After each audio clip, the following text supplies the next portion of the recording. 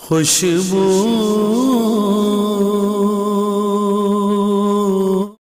بسم اللہ الرحمن الرحیم الصلاۃ والسلام علیک یا رسول اللہ وعلی آلک واصحابک یا حبیب اللہ۔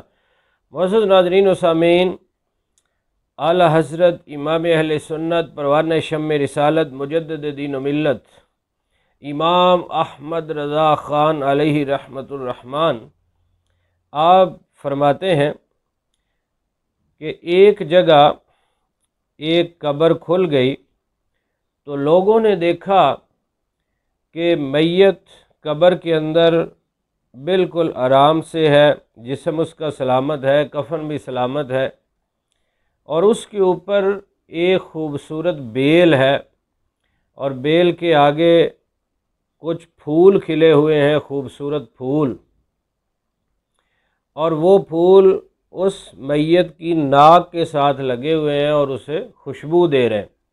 بڑا خوبصورت منظر تھا۔ لوگوں نے دیکھا تو وہ سمجھے کہ شاید نمی کی وجہ سے یہ قبر کھلی ہے اور مردہ بڑا نیک ہے، تو اس کی قبر کو دوسری جگہ بنایا جائے اور اسے خشک جگہ دفن کر دیا جائے۔ تو انہوں نے ایک دوسری جگہ پر قبر کھودی اور اس میت کو وہاں سے نکالا۔ جب اس قبر میں رکھا تو انداز ہی بدل گیا کہ وہ جو بیل تھی وہ سام بن گئی، اور جو پھول تھے وہ ڈنگ بن گئے، اور وہ سانپ بن کے اسے ڈسنے لگے۔ تو لوگ بڑے حیران ہوئے کہ پہلے تو یہ بیل ہے، پھول ہے، خوشبو ہے اور مردہ آرام سے ہے، اور اب کیا ہو گیا؟ انہوں نے کسی اللہ والے سے پوچھا، صاحب دل سے، صاحب روحانیت سے، کسی اللہ والے سے مشورہ کیا کہ یہ معاملہ ہے۔ تو انہوں نے فرمایا کہ اس کی بہتری چاہتے ہو تو جس جگہ پہلے دفن تھا وہیں اس کو دوبارہ دفن کر دو۔ وجہ یہ ہے کہ یہ بندہ تو گناہگار تھا،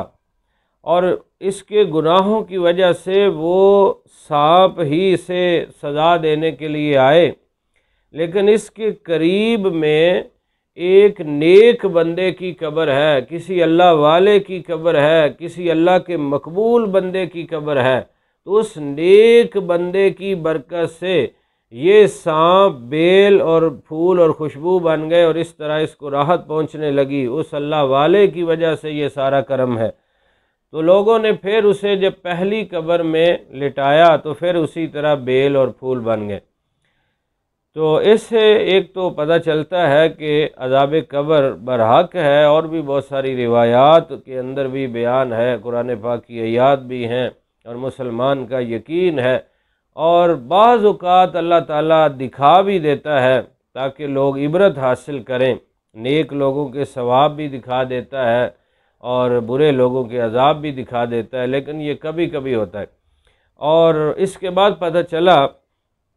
کہ نیک بندوں کی برکت سے بھی بیڑا پار ہوتا ہے، اور یہ واضح ہے۔ مسلم شریف کی حدیث میں بھی یہاں وہ ذکر کی محفل والی ایک طویل حدیث ہے، اس میں فرشتے جو عرض کر رہے ہیں اللہ کی بارگاہ میں کہ ایک تو بندہ کسی کام سے آیا تھا، وہ اللہ والوں کی مجلس میں بیٹھ گیا تھا، فرمایا وہ ایسے خوش نصیب ہیں جن کے پاس بیٹھنے والا بھی بدبخت نہیں رہتا۔ اور پھر یہ بھی روایت میں ہے